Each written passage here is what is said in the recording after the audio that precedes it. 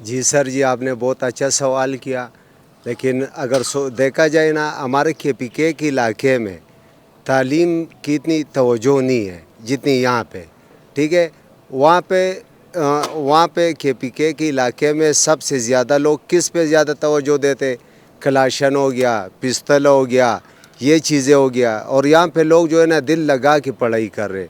ہاں، ہمارے کے پی کے سے یہ جو اسلام آباد ہو گیا، راوٹ پنڈی ہو گیا، یہ 50 سال آگے نکلے ہوئے، وہ لوگ 50 سال پیچھے جا رہے۔ کیوں جا رہے؟ کہ انہوں نے اپنے بچوں کو صحیح تربیت نہیں دیا۔ ہاں، جیسے پیدا ہوتے کلاشن کوپ یہاں پہ ڈال دیے، جیسے پیدا ہو گئے ہاں پستول یہاں پہ ڈال دے۔ یہاں پہ آپ لوگ بچوں کو سکھاتے ہو قلم، وہاں پہ بچوں کو سکھاتے کہ یہ ہمارا دشمن ہے، ہاں اس نے ہمارے اتنے مارے۔ لیکن ابھی جو یہ آنے والی نسل ہے، اللہ کرے اس میں اس طرح پیدا ہو جائے کہ وہ اپنے بچوں کو صحیح سونا بنائے۔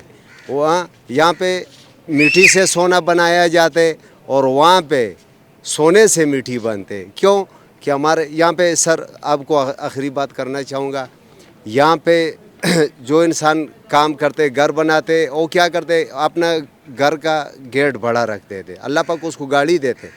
وہاں پہ جو انسان گھر بناتے، وہ اوپر مورچہ بناتے، اللہ پاک اس کے گلے میں دشمنی ڈالتے۔ ابھی جو کے پی کے موجودہ حالات ہیں، تعلیمی جو ہے تعلیمی ادارے بھی کافی خراب ہے، اور موجودہ صورتحال بھی کافی خراب ہے۔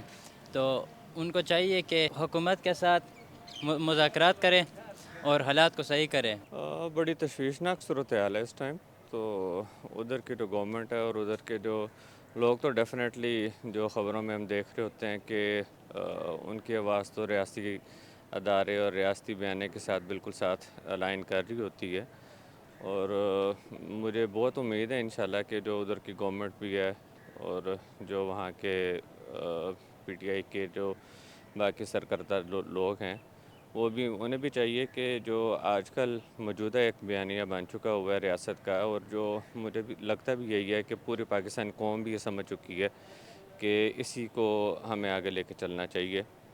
تو لگتا تو یہی ہے کہ ادھر کے لوگوں کو بھی سمجھ تو یہی ہے، لیکن شاید ان کی کچھ مجبوری ہیں، تو آئی ہوپ سو کہ انہیں بھی کچھ سمجھ آ جائے اور وہ ریاست کے ساتھ ایک ہو کے چلیں۔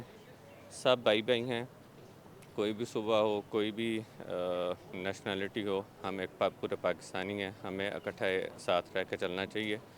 اور اب تو الحمدللہ میں سمجھتا ہوں کہ کافی کلیئرٹی آ چکی ہوئی ہے کہ اس کے اندر اب کوئی ابہام نہیں رہنا چاہیے کہ ہمیں کیا کرنا چاہیے اور کیا نہ کرنا چاہیے۔ اس میں وہ بنیادی کام نہیں ہو رہے، اور جو ان کے وہ سی ایم ہیں، وہ عمران خان کی رہائی کے سلسلے میں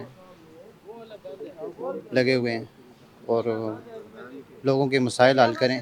تعلیمی نظام کا وہ اس پہ عمل درآمد حکومت کا کام ہے کروانا، تو وہ نہیں کروا رہے، وہ عمران خان کے سلسلے میں لگے، ان کی رہائی کے سلسلے میں لگے ہوئے ہیں۔